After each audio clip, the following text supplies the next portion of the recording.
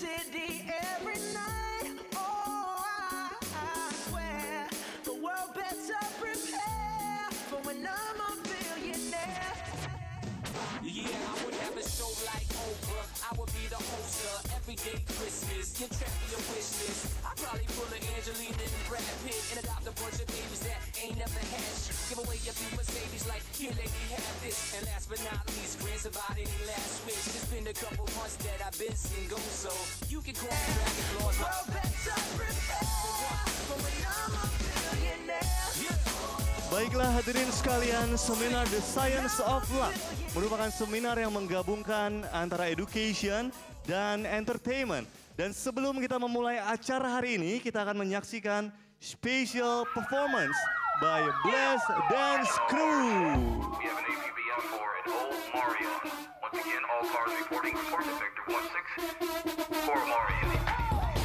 Hey yo, this old Omarion, misdemeanor, boogie police, this is serious.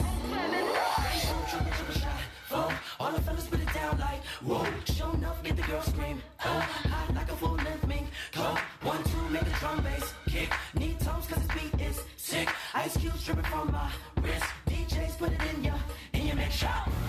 Get on the floor, do your dance, do your thism, just clap your hands.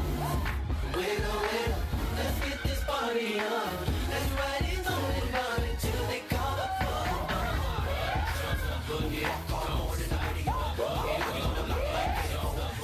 Setelah menyambut pembicara yang sangat luar biasa, motivator termuda nomor 1 di Asia, inilah Mr.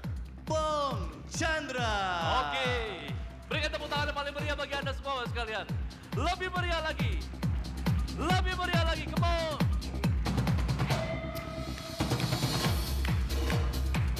Tunjukkan antusiasme Anda.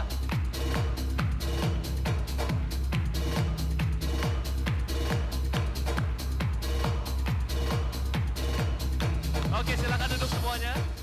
Apa kabar semuanya? Sekali lagi, apa kabar semuanya? Perkenalkan, nama saya Bong Chandra. Selamat datang di seminar The Science of Luck. Bagaimana meraih keberuntungan secara ilmiah. Sebelum saya ingin tanya, siapa di antara Anda yang ingin jauh lebih beruntung dari hari ini? Boleh angkat tangan? Tepuk tangan yang paling meriah bagi Anda semua, Bapak sekalian. Harapkan, ini versi ilmiahnya, Bapak sekalian. Jadi keberuntungan adalah kumpulan dari fakta. Artinya keberuntungan itu bisa diukur. Keberuntungan adalah sesuatu yang bisa diukur. Bapak sekalian, saya suka dengan kata-kata ini. Hanya sesuatu yang bisa diukur, yang bisa diperbaiki. Sekali lagi, hanya sesuatu yang bisa diukur, yang bisa diperbaiki. Jadi kalau kita ingin memperbaiki keberuntungan kita, kita harus bisa mengukur. Karena hanya sesuatu yang bisa diukur, yang bisa diperbaiki.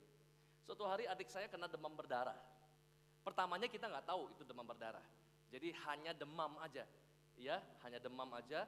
Kemudian biasanya kalau kita nggak tahu, udah kasih Panadol aja. Ya, ternyata panasnya turun, besoknya naik lagi. Udah kasih Panadol aja, betul nggak? Panasnya turun, besoknya naik lagi. Nah, kalau misalkan sudah terjadi seperti ini, kita mulai curiga, betul nggak? Wah, ini kok panasnya nggak turun-turun?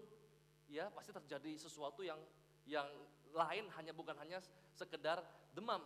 Kemudian akhirnya dibawa ke dokter, kemudian akhirnya dicek darah, lalu hasil labnya keluar, ditemukan bahwa ternyata jumlah trombositnya di bawah dari 150.000, betul nggak?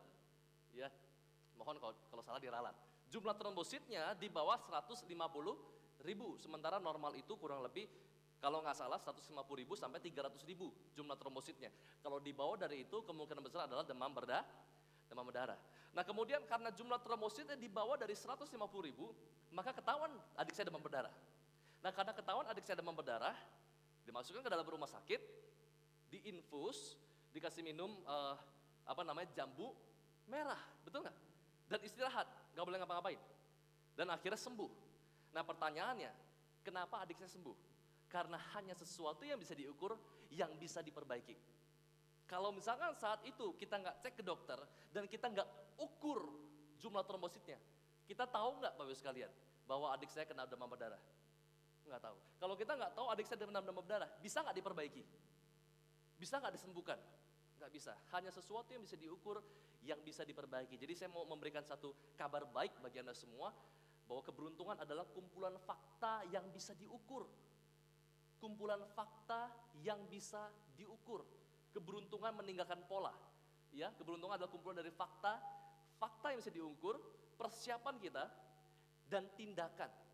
Ya, jadi bukan cuman fakta yang bisa diukur, kemudian kita siapin, tapi adik saya nggak saya bawa ke rumah sakit, tidak ada tindakan, maka tidak mungkin ada yang namanya keberuntungan. Kumpulan fakta, persiapan yang bisa diukur, digabung dengan tindakan membawa kita ke tempat yang kita harapkan. Itu adalah keberuntungan. Ini definisi formal. Saya juga punya definisi sendiri bagi orang yang beruntung. Boleh next lagi? Nah, berikut ini adalah definisi yang baru. Ini definisi dari saya sendiri. Bagi saya Bapak sekalian, orang yang beruntung adalah orang sial yang ngotot sampai ia jadi orang beruntung. Ini definisi versi saya. Ya. Orang yang beruntung adalah orang sial yang ngotot sampai jadi orang yang beruntung. Kalau menurut versi saya, orang yang beruntung, ya keberuntungan adalah masalah statistik. Keberuntungan adalah masalah apa? Statistik. Statistik adalah hukum probabilitas. Hukum apa? Probabilitas. Artinya apa? Teori kemungkinan. Kalau kita ingin angka 6, semakin banyak kita lempar dadu, maka semakin besar kemungkinan keluar angka 6. Setuju ya? Jadi Bapak sekalian, saya lahir bukan dalam keadaan yang beruntung. Saya ingin cerita sekilas saja. 4 tahun yang lalu Bapak sekalian, kalau Anda pernah makan paket attack, ya paket attack itu paket efektif. Ini bahasa halusnya dari irit. Betul nggak? Ya, bagi saya ini paket efektif. Itu alasan saya nggak mau dibilang irit karena memang nggak punya uang. 4 tahun lalu saya makan paket efektif yang namanya paket attack. Attack itu dulu 4 tahun lalu harga Rp5.000. Tambah pajak 10%. Berarti Rp5.500. Dan 3 kali seminggu saya makan paket attack Bapak sekalian. 3 kali seminggu. Dan keluarga kami pernah mengumpulkan setiap uang receh di sudut jendela hanya untuk bayar uang listrik, telepon, dan lain sebagainya. Kemudian Bapak sekalian, saya juga dilahirkan dalam keadaan asma, tidak punya banyak pergaulan, saya tidak punya banyak teman. Kemudian juga keluarga saya stuck secara finansial. Saya nggak punya mobil, saya hanya punya motor, Honda Supra Fit saat itu. Bukankah saya adalah orang yang tidak beruntung Bapak sekalian? Tapi saya percaya, saya pegang prinsip ini. Orang beruntung sesungguhnya adalah orang sial yang ngotot terus, berjuang terus sampai jadi orang beruntung. Setuju nggak? Tepuk tangan paling meriah bagi Anda semua. Jadi siapapun Anda Bapak sekalian, bagaimana Anda dilahirkan, di mana Anda dilahirkan, seperti apa Anda dilahirkan dalam keluarga yang kurang baik, yang broken home, yang kurang beruntung, Anda mungkin hari ini kena ketergantungan narkoba, Anda mungkin ditinggal oleh pasangan Anda selingkuh, kemudian dan lain sebagainya.